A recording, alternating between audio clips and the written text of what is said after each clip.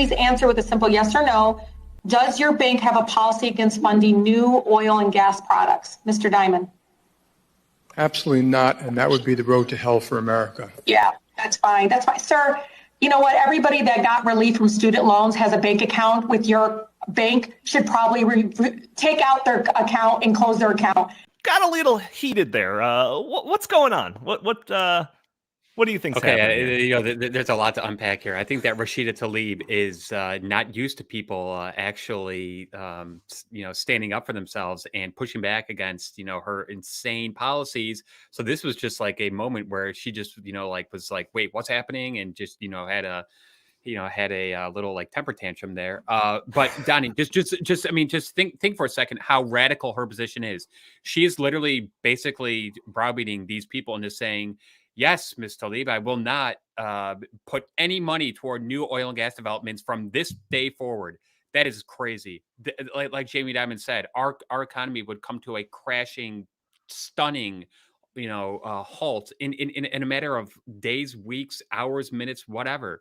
We obviously are not ready for, her insane, Green New Deal agenda, but she has drank the Kool-Aid so much that she just assumes, I think she just assumes that almost everyone else is in agreement with her because she's been, like living in her, DC bubble for, the past few years and just interacting with donors and her, her political friends and allies who just peddle this stuff nonstop.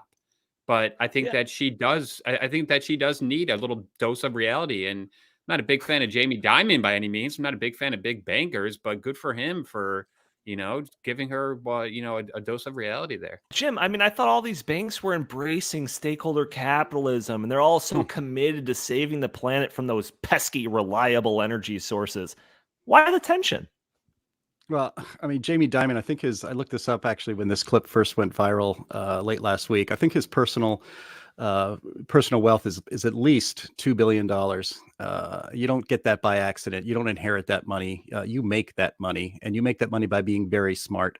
He is so much smarter than Rashida Tlaib. You almost feel sympathy for her if she wasn't such a nasty piece of work. She is a really nasty piece of work. Mm-hmm. But look, let's just kind of talk about what's going on here. It's like the cover art for this podcast involves Al Gore, and the title is the climate cult collapsing. Gore and his fellow cult members, they want to keep the recent visitors to the cult in the cult. It's like the alien plush toys in Toy Story that worship the claw. One of us. They want everybody to be in the cult. And so it's important. This is kind of like the last little bit of their plan, and it's to make the big global banks the financial muscle of the left's radical agenda, because they've been trying for decades to get this radical climate agenda over the finish line, and they've gotten so close. And now they realize that their political muscle alone isn't going to be enough to finish off free market capitalism, property rights, individual liberty, the bedrocks of a free society. The people like us and almost everybody have rejected that. Thinking human beings like you and me, we look at the climate cult and we just laugh at them, at the true believers. That is like that moron who accidentally set his arm on fire to protest global warming. Actually, no, to protest people taking private planes to Roger Federer's last tennis match the other day, last week. I know we laugh at Greta, and the whole clown parade of these people. How dare you? But Gore, I think, like all cult leaders, I don't even think he even really deep down believes his own gospel in the climate cult. Most cult leaders know that they're a cult leader and they're just doing what they're doing and saying what they're saying to gather followers and to gather power. But Gore is in it for the grift. And this is, again, why you have to get the banks involved. Gore has made generational wealth several times over with his climate scam. And he just wants more and more and more. He just doesn't seem very satisfied. Maybe he needs an upgrade for his private plane or something. I don't know.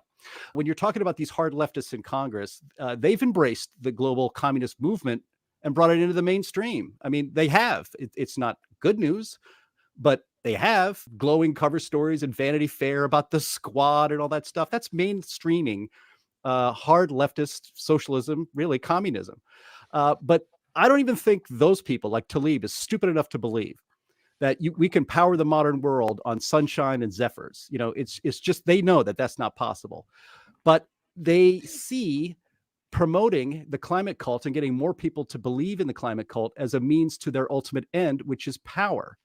They don't even really care about getting rich on the climate cult like Al Gore has done. They want power. Power is much more valuable than money to them.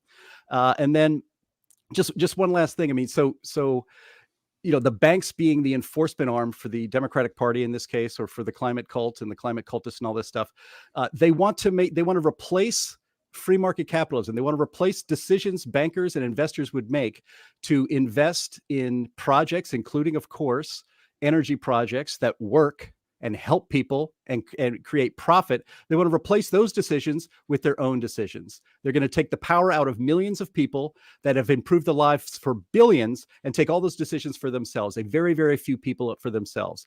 That is scary. That is dangerous. I don't think the banks are going to go along with this. They're already starting to buckle after saying happy stuff for a long time.